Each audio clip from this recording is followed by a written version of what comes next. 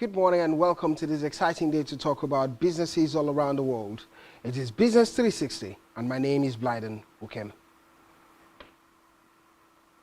Nigeria's price benchmark Brent crude futures edged down to $84.50 per barrel today, extending losses for the third session as concerns over weak Chinese demand outweighed signs of tightness in the physical market.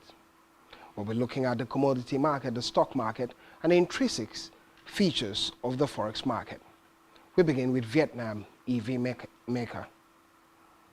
Vietnamese electric vehicle EV maker VinFast and its stock market valuation has soared above Ford and General Motors GM on its first day of trading. Shares in the firm, which has yet to make a profit, closed above $37 each in their New York's debut. That gave VinFast a stock market valuation of $85 billion, much higher than Ford's $48 billion and General Motors' $46 billion. It comes as motor industry giants and newer manufacturers fight for a slice of the booming EV market. The listing added around $35 billion to the wealth of VinFast's chairman and founder, Pham Vung, who was already Vietnam's richest man. In New Zealand, the Reserve Bank of New Zealand governor says core inflation remains too high. The Reserve Bank of New Zealand's governor, Adrian Orr, discusses monetary policy and the state of the economy. Meanwhile, the central bank kept interest rates unchanged for the second straight meeting. Let's find out more from the governor. Today agreed to maintain the official cash rate at 5.50%. We believe that the current level of interest rates is constraining spending and hence inflation pressure, and this is as anticipated and required. We also agree that the OCR needs to stay at a restrictive level for the foreseeable future. And this is to ensure that annual consumer price inflation returns to the 1 to 3% target range while supporting maximum sustainable employment. The economy as a whole in New Zealand is evolving broadly as anticipated. With this, activity continues to slow, in particular in those parts of the economy most sensitive to interest rates. Labour shortages are also easing, related in part to slowing overall demand, but also higher net immigration adding to the labour resources in the economy. Meanwhile, it's pleasing that headline inflation and inflation expectations have declined, but similar to the globe. President Joe Biden says inflation can keep going lower. He accused Republicans of prioritizing corporate profits over manufacturing jobs during a speech in Milwaukee a week before GOP candidates vying to replace him planned to gather there for their party first presidential debates.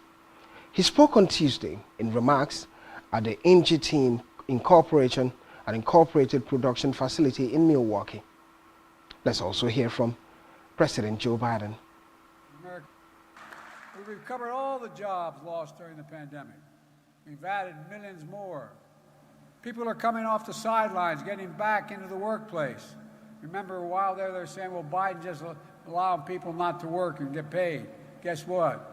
The higher percentage of American workers are working today than ever before. And while unemployment is down, in case you haven't noticed, inflation is down too and it's going lower. Remember what the experts said, to get inflation under control, you needed lower wages and higher unemployment. Not a joke. Those of you economists know that's the economic mantra.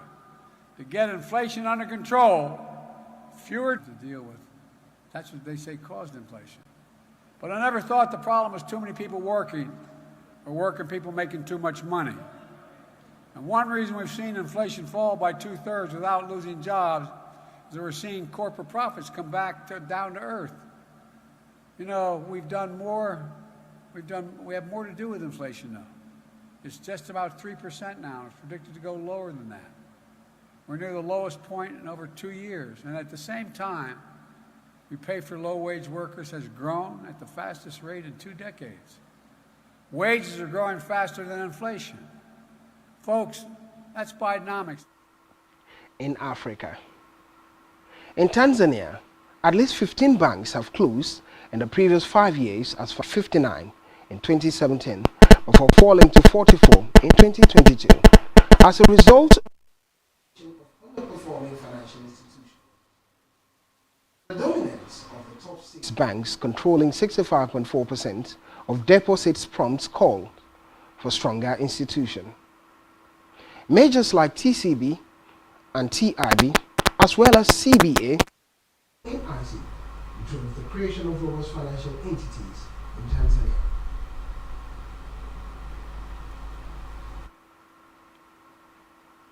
In Kenya. In a surprising move, Kenya's signaling a major policy reversal. The decision aims to cushion consumers from the impact of soaring pump prices triggered by the recent arrival of a more economical fuel consignment, which had sent shockwaves. The Energy and Petroleum Regulatory EPRA swiftly stepped in, keeping fuel prices steady in the latest review cycle by reintroducing subsidies. This move averted the looming possibility of pump prices crossing the 200 Kenyan shilling, an equivalent of $1.39 threshold. In Nigeria, marketers advised President Bola Tinubu to gradually relax the removal of subsidy on premium motor spirit, popularly called petrol, following the inability of importers to assess the United States dollars and the impact which this was having on businesses. This came as Tinubu ruled out fuel price hike and reversal of fuel subsidy. However, marketers of petroleum products encouraged the president to learn from Kenya, stressing that the African country had to return subsidy on petrol, took up the devastating impact which its removal had on Kenyans. Still in Nigeria, regarding fundraising, the state of the Nigerian economy may cause the federal government to consider selling stakes in about 20 state-run companies, according to reports. The move is to raise funds and improve corporate governance in the companies, according to the Chief Executive Officer of Finance Ministry Incorporated, an agency of the Federal Ministry of Finance, Budget and National Planning, Armstrong Takang. The entities include Nigerian National Petroleum Corporation Limited, NNPCL. Takang noted that the agency was considering options, including the strategic sales and initial public offerings, and aims to implement the plan within 18 months. He said some of the entities needed the private sector to take controlling shares, and the major consideration for the government is to create value rather than retain control. Still in Nigeria, Airline Operators of Nigeria has stated that Nigeria A, the country's proposed operations anytime soon because it does not have an airline operator's certificate. According to the spokesman of Airline Operators of Nigeria, Professor Obiora Okonkwo, if Nigeria A were to begin operations in October 2023, it would be doing so without a valid A operator certificate. Okonkwo said the airline operator's certification for Nigeria A is still on stage. Meanwhile, Airlines, Mesfin Tesu, in an interview with Bloomberg TV on Friday, revealed that the new national carrier, Nigerian A, would begin operations by October. Nigeria A had faced lots of controversy, especially towards the end of former President Muhammadu Buhari's administration. And the concerns continue. We'll go on a short break. When we return, Business 360 continues. We'll be talking about economic data and statistics impact all around the world. Don't go anywhere.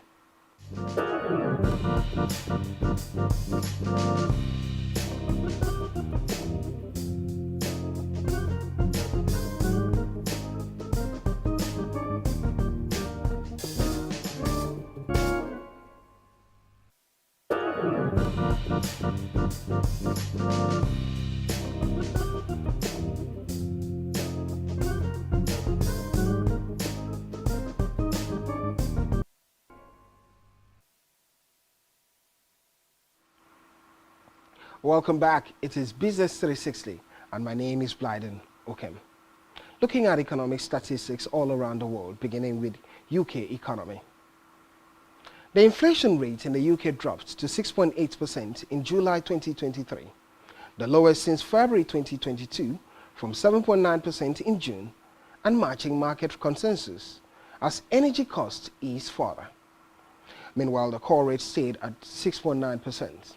On a monthly basis, consumer prices fell by 0.4%, the first decline since January. Let's move to the charts indicating United Kingdom's inflation rate. The charts this morning. According to the standings, the charts regarding inflation in the UK indicated that 11.1% was inflation status as at October 2022, before inflation standard began to drop in the UK to 10.1% January 2023 this year, and further dropping to 8.7% in April 2023. And now, in July, 6.8% is the outline, indicating improvement in the economy, improvements in the cost of commodities, and the British pound improving in the market. The question is, deflation is amplifying China's economic woes.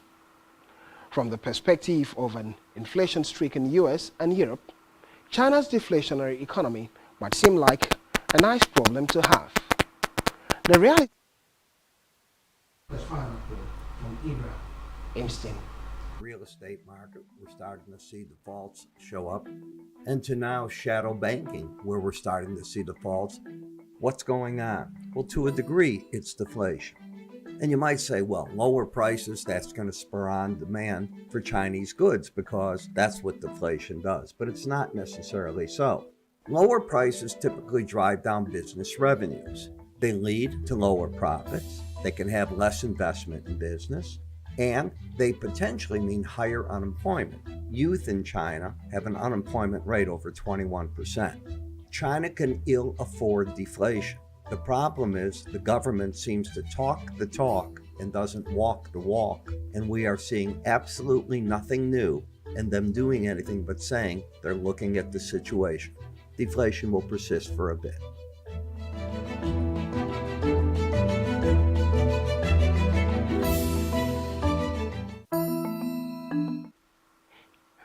The talking point begins from a different angle, especially from European scenes and the US, but let's come to Africa.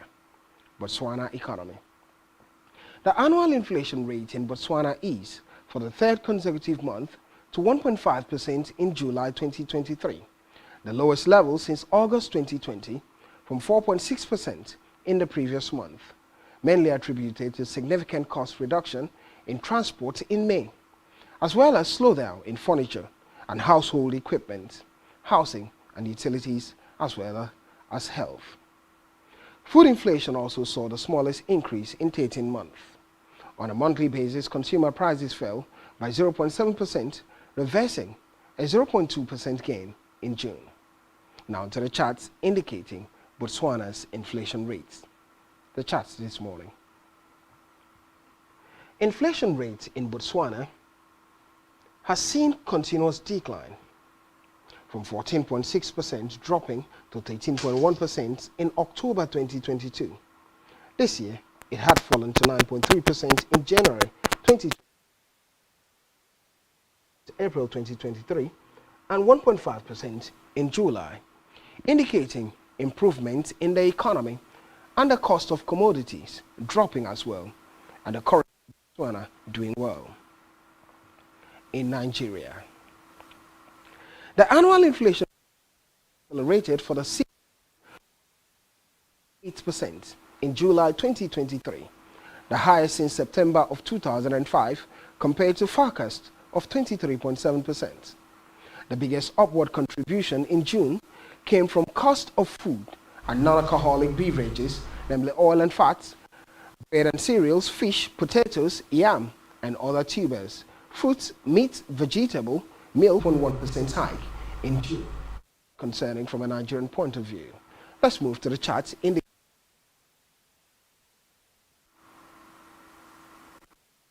According to Standings Inflation Outlook, in Nigeria seemed to be the opposite of what's happening with the rest of African countries. Botswana's inflation was declining, and that of the UK also declined, but Nigeria's inflation is going even higher, a record high. As at October 2022, inflation stood at %. January this year went up to 21.82%. April this year, 22.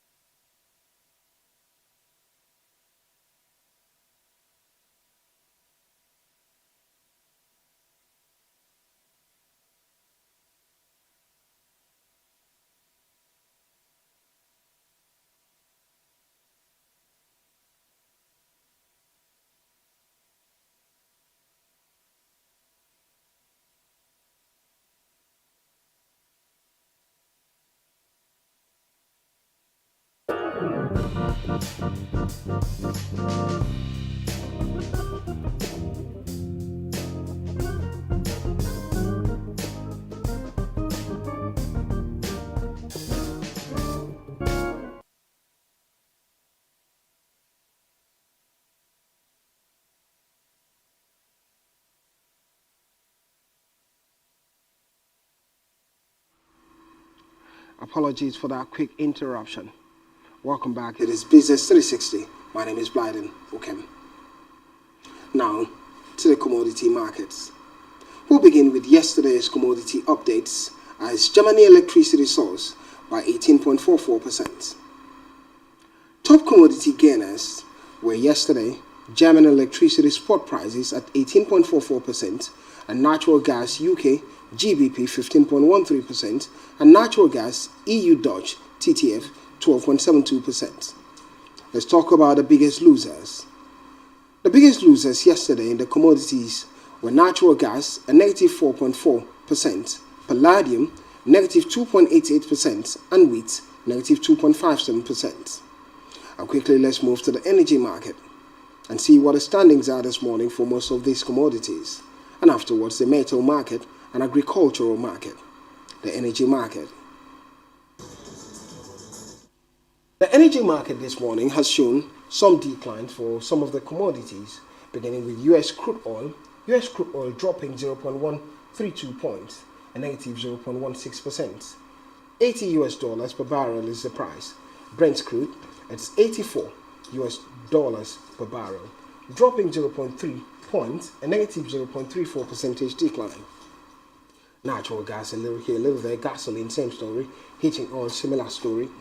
And coal, gaining 0.65 points. Now to metal market. The metals this morning have shown some reasonable gains, especially for steel. Steel prices gaining 121 points. Current price for steel is 3,701 Chinese yuan per ton, 3.38% appreciation. Gold price also gaining 5.4 points this morning. $1,906 per ounce is the price of gold. Silver, copper, iron ore, lithium are a little here, a little there. Now into the agricultural market. The standing within the agricultural outlook has shown some huge positivity also, a volatility level quite high, 11.25%, 11.25 points for soybeans, $1,334 per bushel is the price, 0.85% appreciation. For wheat price, wheat has gained 6.95 points, 1.16 percentage decline, and $605 per bushel is the price of wheat.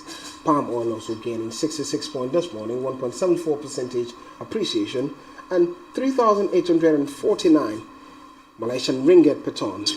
Yesterday, the closure of yesterday's prices and how it could affect the prices this morning. But before then, let's talk about dollars, as the dollar holds near 6-week highs. The dollar index held above 103 today, hovering near its highest level in 6 weeks, as stronger than expected U.S. retail sales data supported the case for the Federal Reserve to keep interest rates higher for longer. The dollar held recent gains again to remain restrictive to bring down stubbornly high inflation. Looking at FX market outcome yesterday, the Russian ruble increases by 1.52%. Now the top currency gainers yesterday. The Russian ruble gained 1.52%. At number 2, a British pound also gained 0.31% and the euro 0.12%. The biggest losers in the currency exchange market yesterday began with Swedish krona losing a whopping 0.71%, and the Polish zloty losing 0.62%, and Chinese yuan losing 0.53%. Let's move to the market this morning and see what the prices this morning would be. The euro against the US dollar, and afterwards Naira's perspective in the market. Euro USD price is standing still at 1.09 point mark, same as yesterday. A slight increment this morning, a 0.2 percentage appreciation. For the pounds against the US dollar, the price tag is 1.27 points. Let's look at Naira's performance in the international window. The performance of Naira. At the opener of today's market, the US dollar against the Naira pegs at 759 Naira to 1 US dollar. The euro to Naira, the euro dropped a negative 5 points. It's also a decline for the pound at negative 6.5 point mark.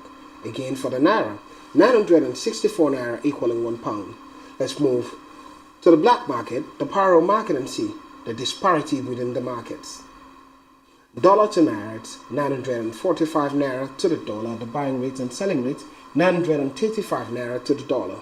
The pounds to Naira, 1,205 Naira equaling 1 pound, and 1,180 Naira equaling 1 pound at the selling rate. The euro to Naira indicates 1,020 Naira to 1 euro, the buying rate and selling rate 1,000 Naira to a euro. Let's look at the cryptocurrency market. What the digital coins are doing, quite separate from the fiat. The digital coins seem to be on the negativity this morning, a bloodbath of some sort. Bitcoin dropping 63 points, Ether dropping 8 points, Binance dropping 2.7 points, but the price of Bitcoin is $29,106 US dollar. Market is moving quite fast, and Ether 1,820 US dollar for 1 Ether. Here we draw the curtain on today's edition of Business 360. Thank you for being a part of it. My name is Blyden Ukem.